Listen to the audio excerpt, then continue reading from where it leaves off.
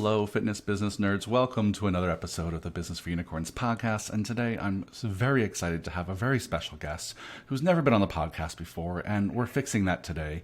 This is a gentleman who needs no introduction. He's been a force in the fitness industry for decades.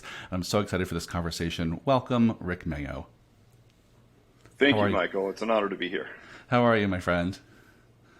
Great. Thank you very much. It's an honor to be here. Yeah, I'm so excited to have you. You've been, speaking around the world for decades, famously now running the Alloy franchise, which we'll be diving into and talking about. But there might be the one or two people in our audience who are like, Rick Mayo, I've heard of that guy, but tell me more. And so for the one or two people who might be out there who don't know your whole bio, how do you explain to people what your career has been up to this point?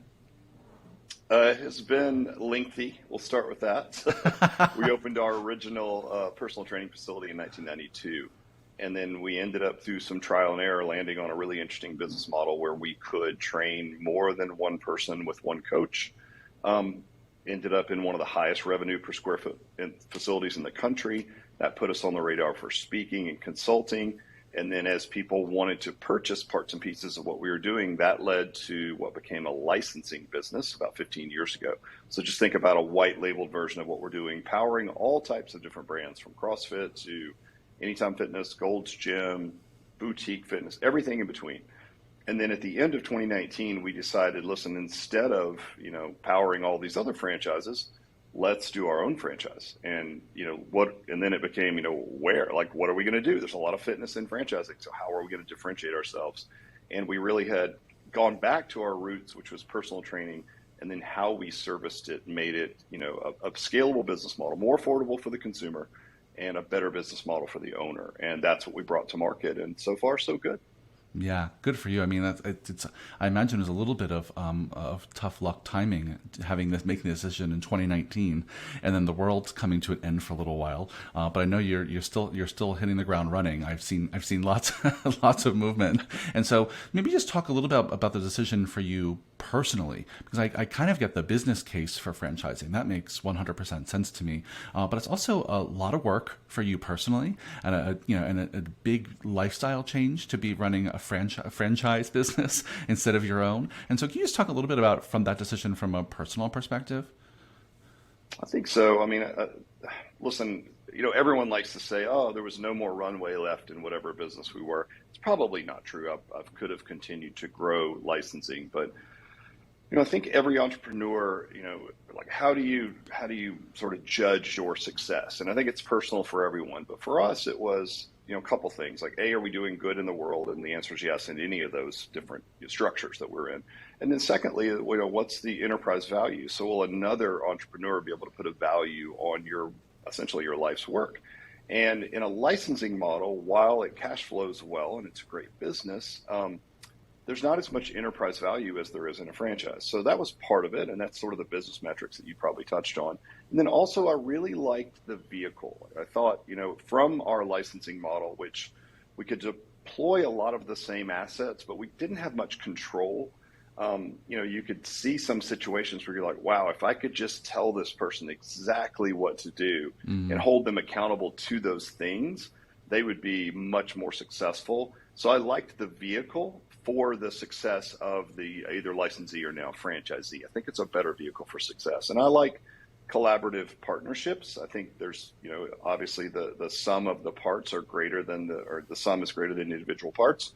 And franchising is certainly that. It's a fractionalized partnership. So it sort of speaks to philosophically that who, not how kind of philosophy that we adhere to. So there's a lot of reasons why. Financial, obviously.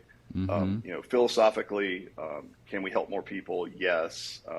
And I mean, let's face it, at the end of the day, it's also kind of cool just to see something you started in college, right? Have the name on the front door. And I would lie if I said there wasn't some ego involved in that.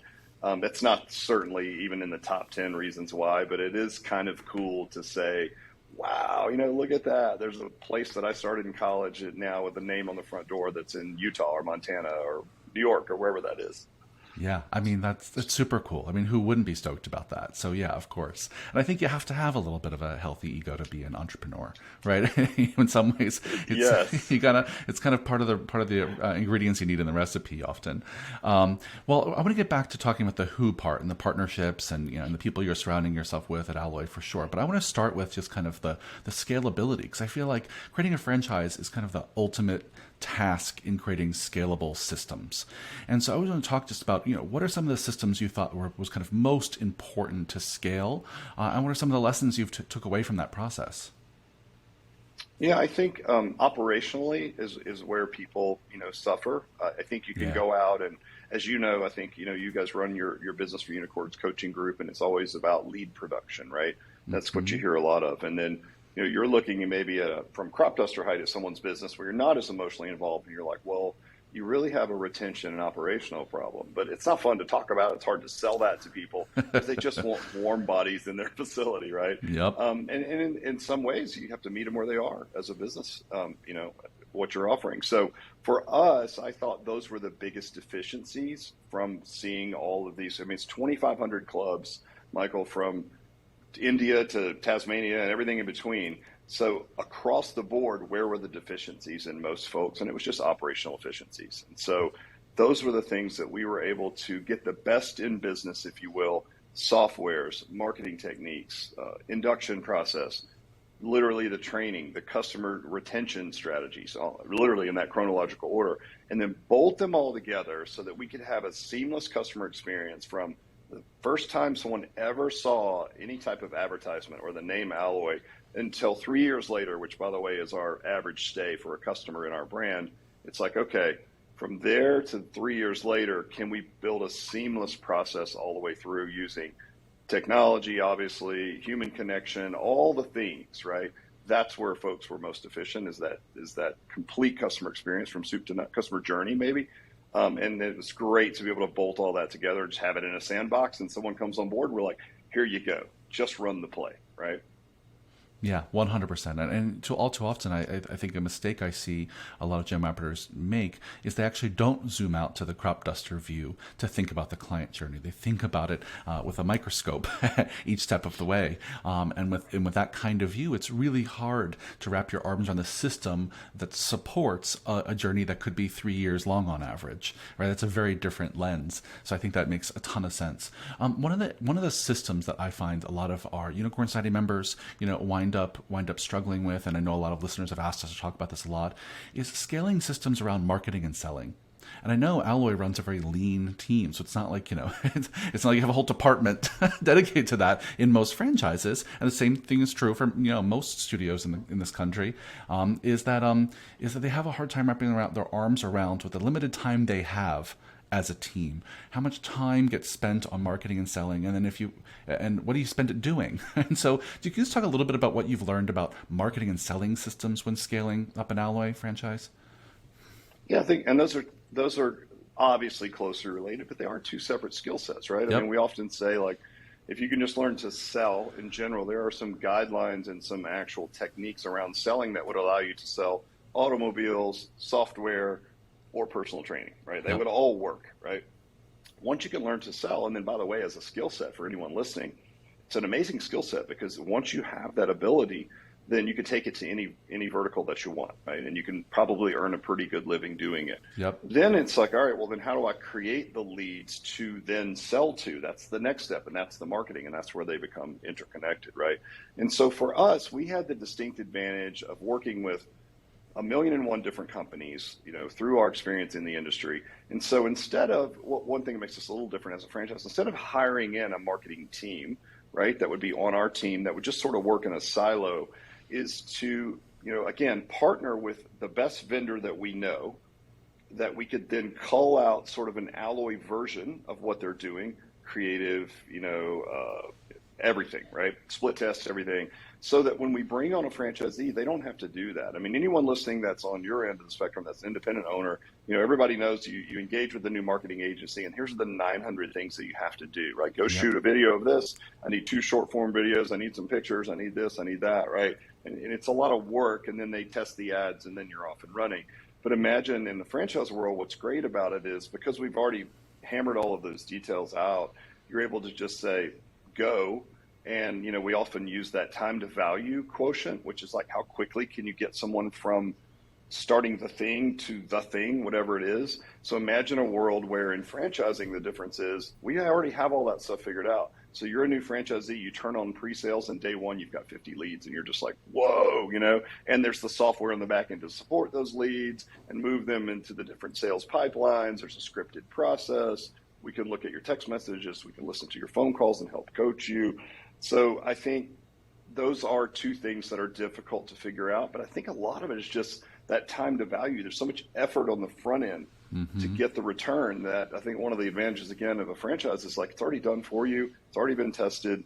It's working in every market thus far. I mean, the last few clubs that we've opened have sold completely full, some overselling in 8 weeks of a pre-sale. This is a month before they even open. It's like they already have a waiting list. So it's possible, and I think that's one of the advantage and a strategy that we've chosen of partnering with really good vendors as opposed to just bringing it all in-house, where we may not get the the advantage of what they're seeing in other brands and other markets, right? And that's important for us to always be like moving forward and bullets before cannonballs, right? Like firing out there to get our range before we dump all of our gunpowder in there, which in our case means giving it to all of our franchisees. Let's try it. Let's practice it first. And our vendors are good partners in doing that with us. Yeah, well, that makes a ton of sense, and I think even for our listeners who aren't planning to franchise anytime soon, I think there's some great lessons in there, right? Finding great partners that you trust, that are doing great work, knowing that up front you're going to have to invest a ton of time in creating assets and resources to make the marketing work, and making sure you have a written down process that you can change over time, which means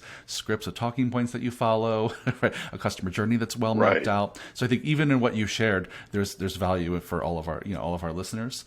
And those things, like you said, become a big, unique value for doing a franchise, right? Because all of that stuff is more or less done for you. That's the value, one of the values. Right. Yeah, it's probably too much about franchising, but you're right. I think it's, saddle up to someone who's doing really good work in the space that you're in, which obviously for most folks here is going to be fitness, and there are going to be some specific things to you, but also, like, if someone's already doing it, isn't that the best way to look at what someone else is doing? And if they're killing it, just like do what they do. I know everyone's completely different, and obviously, your unicorns, as this name states, and we're all unique. But in a lot of ways, the same practices will work for you. So 100%. I think if you just best practices, find good partners, you're going to be just fine. Yeah, 100%. Yeah, and in fact, we wind up telling so many of our clients all the time that we bring them together in groups and on Facebook groups and in quarterly retreats so they can steal from each other, right? If someone's doing something really great and they're willing to share it, then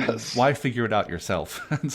and that's it's kind of the ultimate promise of a franchise. We figured this out. Let us share it with you, which is amazing. Let's actually talk about the people part of this, because you mentioned how much you value partnerships and aligning yourself with people who you want to do great work with, and clearly, picking someone to be a franchisee for Alloys, is kind of that ultimate business marriage, right? And that you're in it for hopefully many years together. And so, how do you I'm probably this is probably its own podcast. There's so much to say here, but how do you go about finding the right people? Yeah, it's a great question. I think there's a certain avatar that we're looking for. Here's one thing that's been interesting for us, Michael, is that our customer avatar is a bit different than other fitness concepts, meaning it tends to be more expensive. So we trend a little bit older in age bracket because of that. So we're mostly focused on a 45 to 65-year-old age bracket, not because we chase, I guess air quotes old, right? And we're not like Silver Fox Fitness or something silly. I wouldn't want to work out there either, even though I'm in the age category. But it's like a luxury car. Like, I mean, if you're I'm not a sports car guy, but if you are, maybe you love Porsche, but the customer avatar is probably not 26 years old, mostly because of the price threshold. It's going to push it 45 to 65. And we look at what we do the same way. Very scientific programming. Our influence is probably similar to a lot of the folks that are listening to this. Tip of the spear, strength conditioning, just sort of dumbed down, for lack of better terms, to make it work for everyday adults. And then the price threshold is what pushes us into that age category. So, yeah, I think that our franchise candidates recognize that, because it just so happens that most people that have the money typically to invest in a franchise concept are also in the same age bracket as the people who can afford to buy personal training. So normally if we're talking to a prospect, they'll look at what we do and they go, oh, this makes total sense because they're in it. They're living They it right are the now. avatar. Yeah. Right. They've gone to CrossFit and been injured. No, again, whatever with CrossFit. But I mean, I think that, that they've gone to CrossFit, been injured. Maybe they've gone to a few other concepts where they're supposed to run for 30 minutes and they're like, oh, I've got this bad knee. And a lot of those those single modality or technology based concepts, there's not a lot of opportunity to tailor things to someone's specific needs, certainly an injury. So when they land in our facility, it's like, oh, this is great. Finally someone to work around my knee replacement. Even though I'm only 55, I still like to golf and take, vacations to Morocco and go hiking and all these things. And that's what our customer avatar does. But it's really hard to accommodate that if you don't understand that customer avatar and you don't have all the technology and everything in place to do so. Yeah, that makes a ton of sense. So I love that. I think it's very smart that the franchisees are often people who very much align and are your avatar, right? Because the model resonates with them, they get it, and they'll also be really great leaders and ambassadors for that location, knowing that they are very similar to a lot of people they'll serve. What about further down the org chart? So you got the people who are the franchisees, but what about the staff? Because we all know what we're selling is we're a people business. So getting the right coaches in the door, the right staff inside the facility is huge. Can you talk a little bit about the process you've developed at Alloy for finding the right staff? 100%. So we provide assets. So let me give you an example. So the key figure in our fitness business, and every fitness business of folks that are listening, is the main operator. Whether that be you call them the general manager, we like the consumer-facing term director of training. Nobody wants to see the manager. You always want to see like the head trainer person, right? That's the person that can give you help. And so that person is key. So we provide our franchisees with a talent acquisition vendor that just works in the fitness space. We've written the advertisement for this particular role. So we feel like we have that nailed, and it's been working really well. And then we also have a screening process that we've worked with where we've built, it basically, there's a lot of them out there, but like, here's how you're hardwired. And then we'll overlay the functions of either the part-time coaches and or the general manager over the top of how they're hardwired. And it helps us to just realize, like, I might really like this person, but they're really not hardwired to do this role. Maybe they don't like confrontation. Well, if you're selling and you're in somewhat of a management role, it's just unfortunate. It's going to be nature of the beast, right? You have to at least be able to have what we would consider tough conversations, right? We always say, like, hard conversations now, and that's how you really care about people, honestly, or harder conversations later. And so we need those type of leaders. Now, interestingly, going back to the investor level that you'd ask about, yes, the customer avatar, but more importantly, we are really fans of this interesting statement. It says, are you the person you're looking for is looking for? And basically what that means is when we're looking at an investor partner, is it the type of person that's going to attract the type of operator to work along with them, right, to run their facility. And then, by the way, that operator is then going to go and attract coaches to come and work for them as well, right? And so it's a trickle down, and birds of a feather flock together. And so we really want to find people that are dynamic. They fit our core values. They have a good sense of humor. They have a pretty outgoing personality so that they'll attract a like person, because the next person in line has to be in front of customers all day, right? So we've had folks, Michael, that come to the table that are really good folks, but they're, maybe they do computer programming. They're extremely introverted. They never leave their home, except to do some outdoor activities or what have you. And they will even admit, my biggest concern is where I'm going to attract talent for the fitness space because I'm just not very extroverted. And that's a fair assessment, honestly. So we're also looking for that, and that will trickle down to the operator, who will then trickle down to the coaches. Yeah, it makes a ton of sense. I mean, there's so much research and data that shows that people's work experience really hinges a lot on their one level up manager, right? The person who they directly report to. And so I love this idea. If we find people who are going to be great operators of each franchise, that they will attract people who want to work with them, right? And that's a big part of the screening process. Novel concept. Yeah, right. So often when people look for leaders or managers or general manager type of people, they're not often thinking about it from that lens, but I think it's a really important one. I'd love to hear more just kind of about the screening process. When you mentioned kind of seeing how someone's hardwired, are you talking about them doing assessments, or is this an interview approach? How are you getting that information? Yes, it's a company that's located. So we're based out of Atlanta, Georgia, and Mm-hmm. there's a company based in Atlanta, and they do some work with Coca-Cola and some other big companies. And it's just a screening process. It's somewhat unique, but I would say it's probably not a huge departure from DISC and all the others that are out there, right? Sure. But what's interesting about it is, I think the analogy that the owner of the company used is like, you could say someone wants to be a pilot, but there's a drastic difference between a fighter pilot and an airline pilot, right? Or like a seaplane pilot or a touring pilot. So Sure. completely different type of individual, both pilots. And so I think for us, what this test allows us to do is really drill down on what are the attributes needed to be a director of training, which means you're going to have to be able to sell. I mean, to be honest, you're selling during the pre-sale, but you're still selling, 10 years later when someone's like, oh, I'm kind of off the wagon. I think I'm going to take a break. I mean, you're selling them on the fact that like, nope, you need to be here, and here's why. So Yeah. you have to have that sales acumen, and then you also have to be able to have the caring side as well. It's kind of a combo of like, the hunter-gardener, conundrum where like the hunter leaves the yard and kills things, right? And you eat what Mm-hmm. you kill, and then the gardener, if you throw it over the fence, they'll take care of it. This particular individual needs to be a little bit of both. And what this test will allow us to do is really discover whether or not, you're able to do it. And what it does, and this might sound like maybe a negative way to describe it, but it eliminates maybe that 25% of people or so who are just not hardwired to do that role. And that's really, I think, fair and actually sets the person up for success, even if it's not with you. It's like, listen, it's a good test for them to realize, right? This is not a role that you're more than likely going to succeed at. Yeah, well, I think there's a great takeaway for our listeners here, because even, dear listeners, if you're not partnering with a company to create your own self-assessment, or you're not going to be franchising, the idea I think here that you're sharing, Rick, is really sound. And this is a strategy a lot of big companies use. It's not very popular in fitness space. Our businesses tend to be too small to have this kind of advanced hiring software, but it's very common for CEOs and executives to have to take all kinds of self-assessments on their personality, working style, communication style, leadership style. And so I think the takeaway for our listeners is probably something like, get really clear on the values and the characteristics and the skill set you need.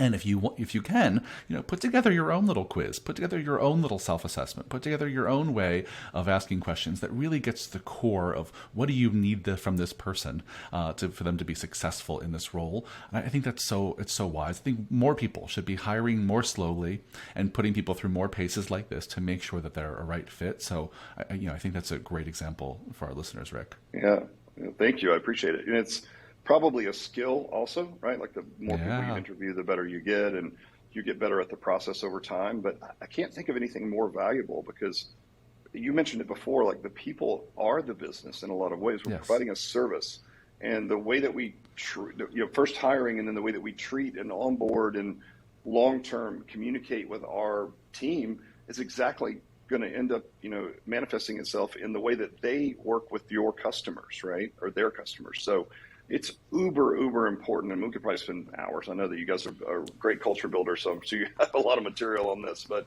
it's really important. So if you look at, your business partner, Mark, which I guess I could mention that he's purchased an Alloy franchise, and and I was so proud of it. And the reason that I had so much pride and I was so honored to be associated with him was because of the work that you guys have done. And so when you look at like the person you're looking for is looking for, it's such a massive compliment to attract someone to fractionally partner with you that is of the character that you wish that you had on your team, if that makes sense, right?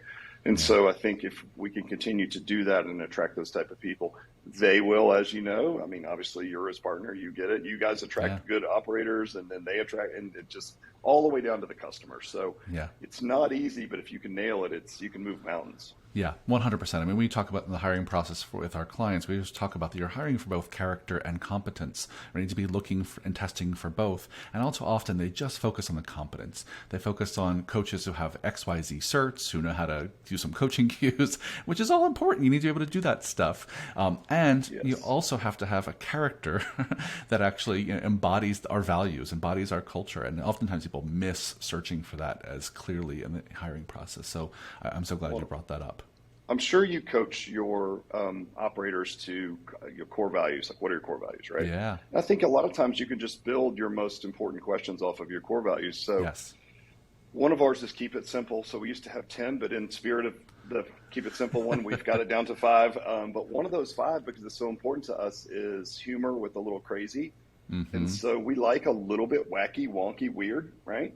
As long as we can still do business and show up and do really good work when needed, and do all the real hard business metrics that we need to do. So you can build your questions around that. So one of the strangest questions that I always ask in an interview is just tell me your favorite joke. Sure. And it's paralyzing sometimes for some, but you just want to see people who are somewhat on their toes, especially if you think of coaching. Our model is coach 6 people at one time. So you have to be a bit of a bartender, right? You have to be able to sort of bounce around, make everyone feel special. This person gets a pat on the back. This person gets a little bit of tough love. This person gets some technique coaching, and you have to understand what that looks like. And so thinking quickly on your feet and also having a sense of humor is wildly important for us. So I think it's a great interview question. Tell me your favorite joke. And some people have one on deck, and sometimes it's that can be good or bad, I guess. Yeah, but seriously. it's just fun to watch the responses, and then you start to formulate over time. These are the responses that fit our core values. So I would say go through those if you have them and formulate some questions around those to make sure it's good culture fit. Yeah, I think it's a great piece of advice, and I think for our listeners who haven't done it yet, go do it. Rick Mayo told you.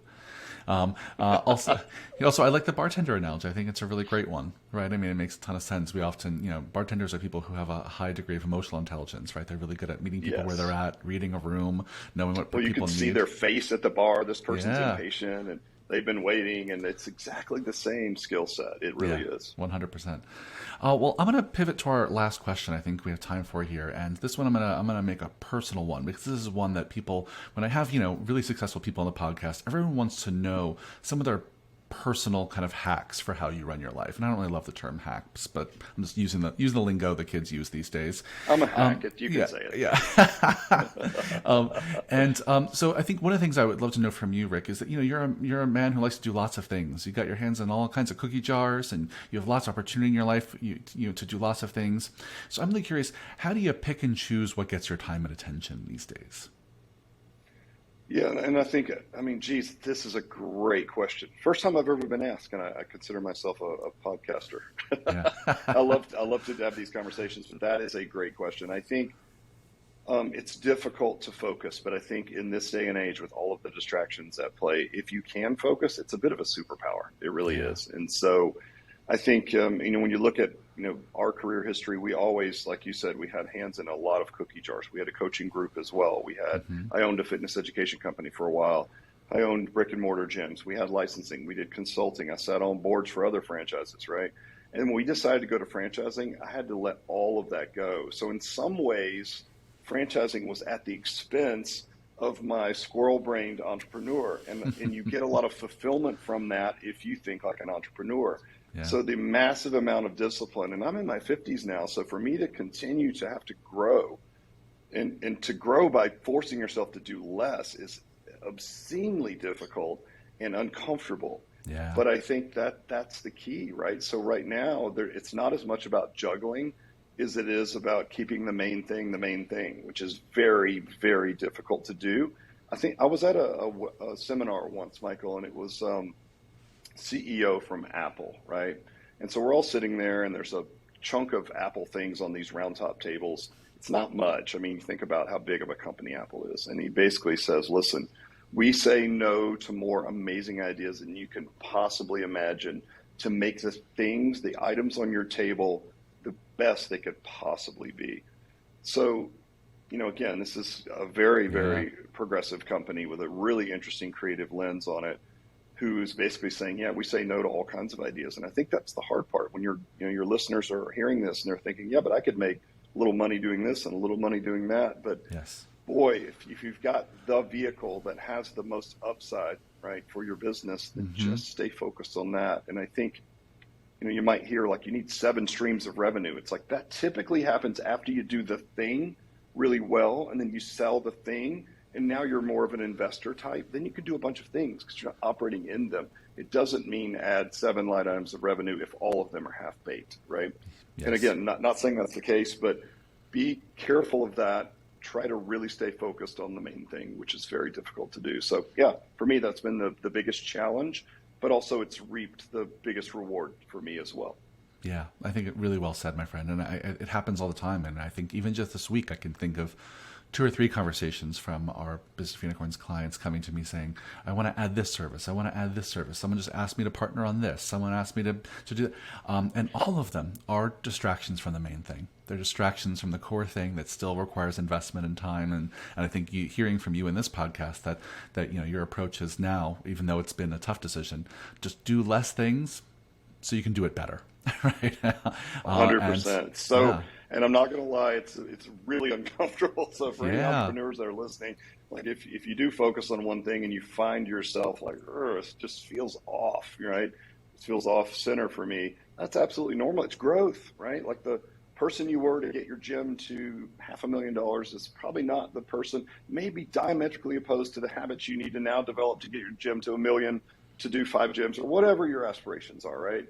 And so it's just growth, and growth is always messy and uncomfortable, but it's absolutely necessary. So if anything, I hope it gives you a shortcut. I've walked it before. I've been in a lot of the shoes of your listeners right now. And that's even been recent after 30 years. This is probably the biggest aha I've had going to franchising, is like singular focus is really powerful, very difficult, but very powerful. Yeah, well said. I think we'll leave it there. Let's wrap up with this, Rick. How do people learn more about you, follow you on the interwebs? How do they learn more if they're interested in becoming an Alloy franchisee? Give them the information. Easy. Just alloyfranchise.com if you want to learn about the franchise. Otherwise, I'm all over social media, so you can find me anywhere. So just look me up. If you have any questions, you guys, about this, or DM me, email me, hit me up through the website, whatever. I am a fan of entrepreneurship, and so I'll help you in any way that I can. Amazing. Thank you so much for this, Rick. I know your time is so valuable, so thank you for taking time to talk to our audience. Congratulations on launching the Alloy franchise. It's going to continue to do amazing things, I'm sure, and I'm so excited to have a front row seat through Fisher to watch it grow and bloom. So thanks for being here today, my friend. Thanks, Michael. I appreciate it.